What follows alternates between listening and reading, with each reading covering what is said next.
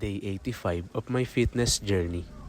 Rest day natin ngayon sa gym or pag-weightlifting. Ang plan lang natin today ay ma-hit yung daily protein intake natin and enjoy the rest of the day. And syempre, plan din natin today ang mag-walking to hit our daily 10,000 steps. Simula nung nag-start tayo sa fitness journey natin, marami tayong napansing pagbabago sa sarili natin. Isa na rito yung naging masayahin tayo. Actually, isa sa mga naging dahilan kung bakit tayo nag-gain ng weight dati ay stress tayo lagi. Dahil dito, lagi tayo kumakain ng masarap at madami para mabawasan yung lungkot dulot ng stress. Ang ending, stress eating, kaya tayo tumaba. Pero ngayon, mas naging masayahin tayo. Mas nakokontrol na natin yung emotions natin.